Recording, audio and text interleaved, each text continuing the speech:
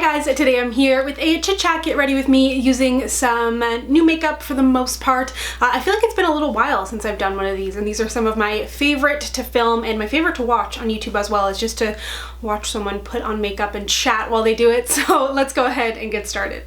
For my primer today, I'm using this one from Paula's Choice. I don't think it's new, but it's new to me, and it's the Smoothing Primer Serum. But what really got me excited about this is it has an SPF of 30 in here. So it says it primes, protects, and perfects, and then shields your skin from environmental damage, and it's clear, which is like completely clear, not just like, oh, it's a gel kind of clear.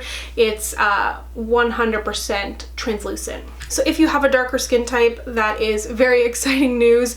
I will say it doesn't feel like, it feels like a little bit of like one of those kind of typical silicone-y primers, so it definitely has some slip. This is my first time using it. I've only swatched it on my hand, so I'll need to keep testing it out. So it may not be like the most mattifying, but we'll see, because it does feel very slippery.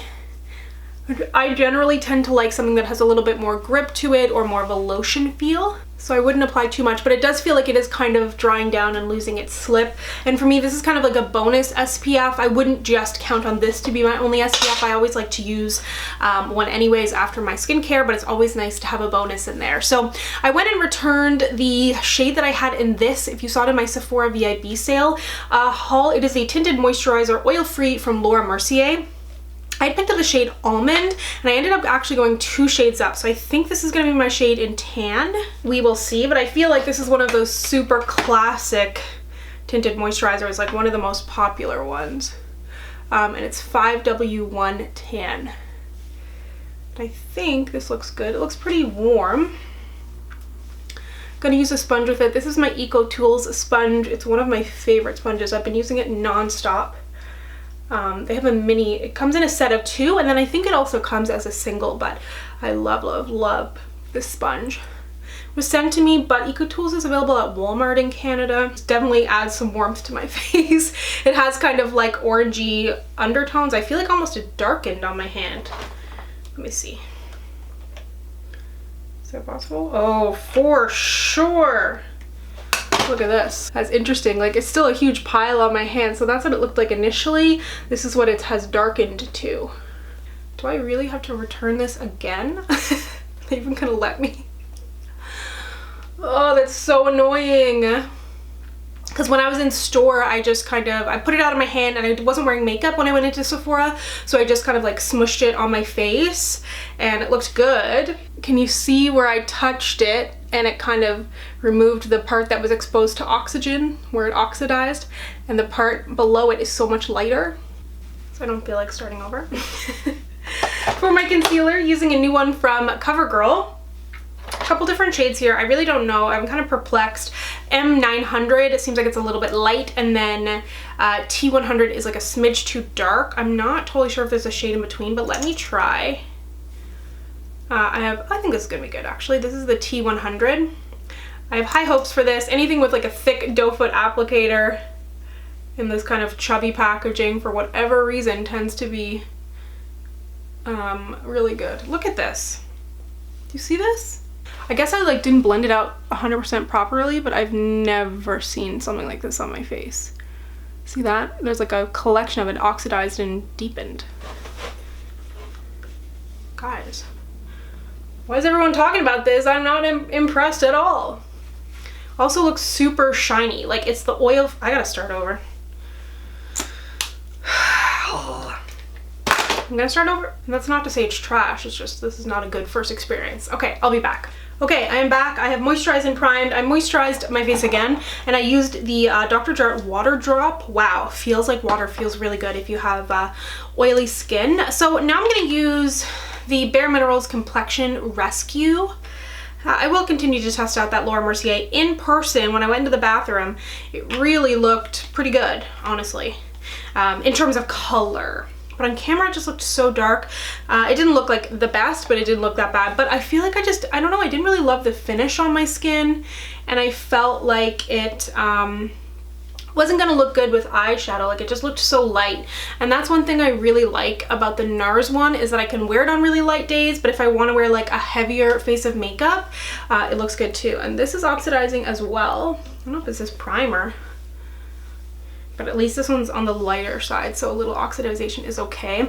Did I say this is the Bare Minerals Complexion Rescue? A lot of you in my haul said you liked this, so I have high hopes for this. It does feel kind of moussey though, which I was surprised by. It does have an SPF of 30. I'm wearing Spice 8. I ended up keeping the shade that I had when I went in store. The next shade up was too dark, so this was the shade I settled on. It really does not feel like a, what do they call it? Gel cream? I don't know, it feels kind of moussey in my opinion. But it's not too moussey. I just find anything moussey feels heavy on the skin, even though they're like, it's airy and light and blah, blah, blah. Like, it ain't. Anything moussey, I hate, pretty much. But yeah, okay, this looks better. I really want to try the new Bare Minerals stick too. Actually, I have a bunch of Bare Minerals to test out today. I didn't even realize. They sent me some new stuff, but this I picked up myself. Okay, back to the concealing. I was saying I have high hopes for this. I haven't liked CoverGirl's concealers in the past. And this has 30 shades, I think, which is awesome for concealer. And I was actually at Shoppers today, and they had the whole range there and the whole range of foundations, which is very rare to see here in Canada. While you can purchase it online now from Shoppers or Walmart, a lot of the time you can't actually get it in store. They'll generally have like the whole range, like the lightest shade, the deepest shade, and then a couple in between, but there's only like 5 or 6 shades when the range has, say, 30 or 40 in it. So that was really nice to see. It was on kind of like a standalone section in like an aisle over from the makeup. So take a look if you're ever like at a drugstore or something. It's not always right there in that one section. Okay, this concealer looks good. It's not a perfect shade match for me. I might put a little bit of this M900 just to brighten it up slightly. To set my under eye, I'm also going to use a CoverGirl. This is their True Blend Mineral Loose Mineral Powder. I think this comes in 8 different shades. This one is the banana. I don't love loose powders, and I feel like this one, I don't know, the inside kind of packaging feels quite cheap. I mean, it is a very affordable brand, but it just kind of feels like it's going to fall out. But this is the banana shade. It comes in, I think, 8 shades. I have the translucent as well, and I wanted to use another powder to set my face. But so far, I do like the texture of this. I do like it for my under eyes.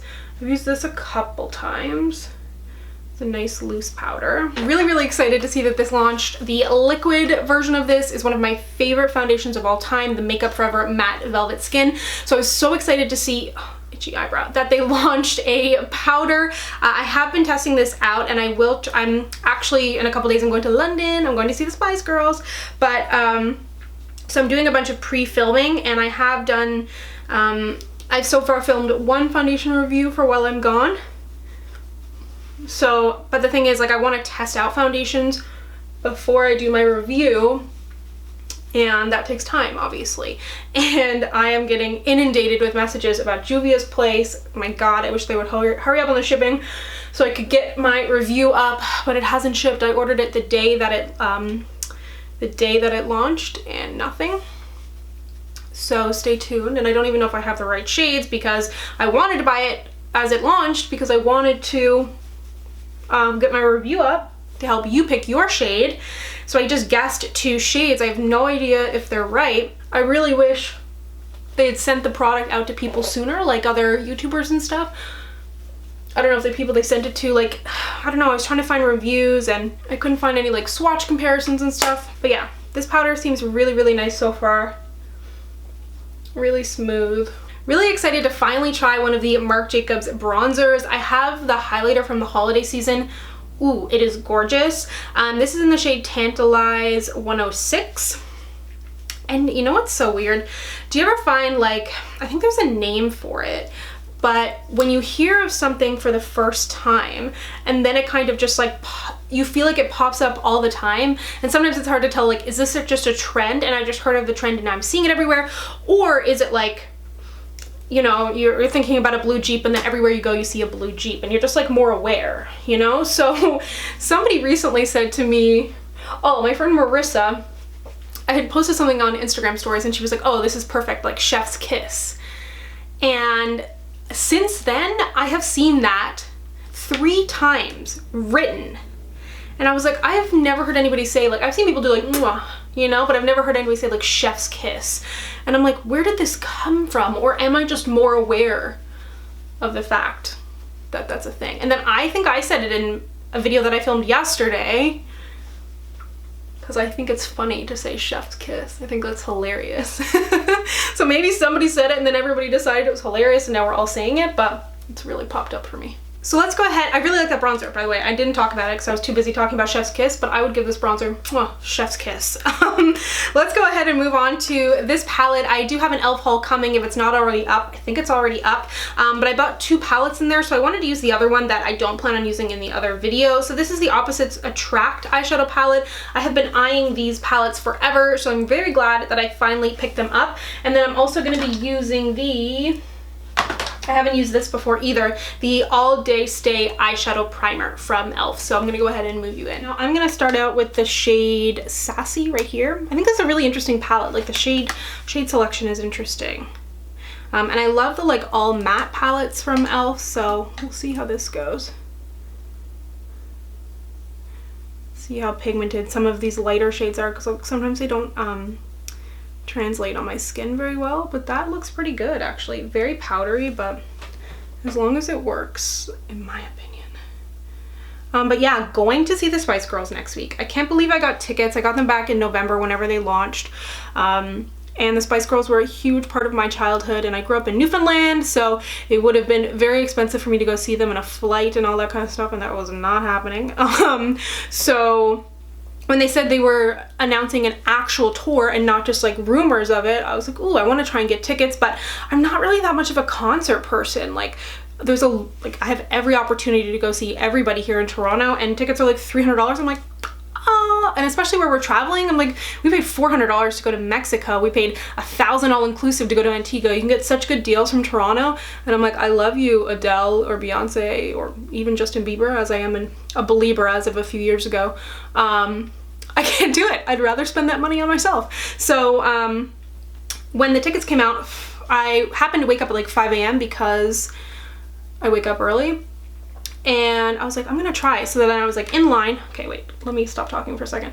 I'm gonna do a combo of cheeky and warm. I'm sorry, cheeky, focus, cheeky and warm.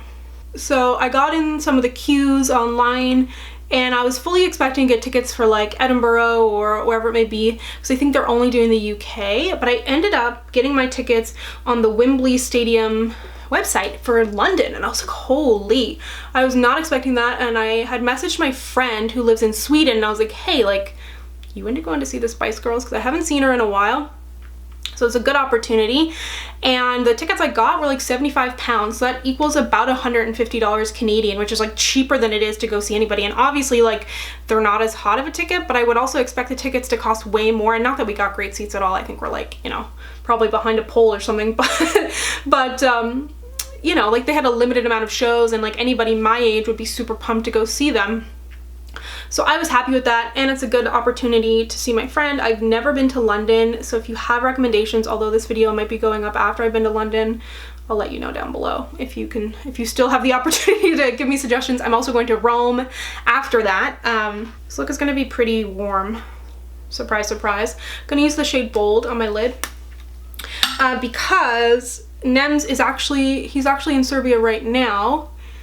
For a friend's wedding, and so we're both going to be like across the pond at the same time. So we're going to meet in Rome for a couple nights and come back. So I'm doing like 3 nights in London, I think, and 4 nights in Rome. So it's a quick trip. Although like I work for myself and stuff, it is honestly more stressful to travel than it is to be home, as like stupid as that might sound. The shade Saucy, if you own your own business, you know, because I do 3 videos a week, So I have to have, or I don't have to, but I commit myself to having those videos go up even when I'm away, because I can do that. I can film them and I can schedule them and I can get them up. But that takes a lot more work to get all the videos filmed before I go, along with description boxes, scheduling. Then I need to still have like Instagram posts, and then I might have like sponsored posts. So I'm like trying to get things like that done. And then while I'm away, I can't not check my email. Like my job does not work that way. Like brands are emailing me, there's opportunities in there. I can't not check my email. Then while I'm away, I'm vlogging, so it's like, oh, let me set up this camera so I can like get the shot of us walking, and I resent it sometimes, but then like my travel vlogs are my favorite videos that I do, even so sometimes they're my least watched, but I do not care. They're an amazing memory for me, and although we live in this world where we're always taking photos, a lot of people don't take videos, like home videos, so it's kind of my version of a home video, even though I'm putting it on the internet. Like Nems and I will rewatch them all the time. We get to see ourselves with such vivid memories and see what we were thinking and talking about, and I encourage you to do the same. I think I've talked about this before. Even if, you know, you don't have a YouTube channel, I encourage you to take more video like that. And because we do it like personally as well, we'll take a video and be like, oh, it's August 13th and we're here out on Toronto Island and this is what we're doing and this is what's going on at work, and then we'll rewatch the video and I'll be like, oh, I think I'm gonna get a deal with this brand, and then like we watch it back and I'm like, we're never doing that again, because every time I say that in a video I never end up getting the deal. But anyways, it's just a good memory to remember. Nems is so good for that. I'm not as good, even though it's like technically my job. Gonna put a combo of Clever and Low Key in my inner corner. And this is getting so chatty because I feel like I haven't talked to you guys in a while. Oh my god, I'm so sweaty. Do you see how sweaty? Oh, that's not very gold, is it? But yeah, he's really good at like capturing random memories. Like I read a note from him a little while ago, and I love that he always puts like, oh, this is what's going on. So for him it was like, I just quit my job and I'm working on my business, you're working on a deal with like L'Oreal or whatever it is, and blah blah blah blah blah, and you're just like, oh, I totally forgot about that, because it's weird how much you end up forgetting, even though at the moment it's so important. Anyways, tangent over. So I'm going to use this eyeliner. It is from Urban Decay, their new collection in the shade Wild Side. If you follow me on Instagram, a little while back I posted about like their new glitter stuff, and oh my god, it is so pretty. This is so pretty when it's swatched. I don't really think it's going to translate as much in my waterline, but I'm going to go ahead and put this on and I'll be right back, because I don't think I can do this. Hot tip though, use your brush that you use to set your under eyes to pull, or to not to pull, but just to kind of push down. Learned that from Amanda Insing, like before she was famous. That is actually surprisingly pretty on my lash line. Can you see? I feel like you can actually see the glitter and stuff in person. Very, very pretty. I feel like that's really, really unique.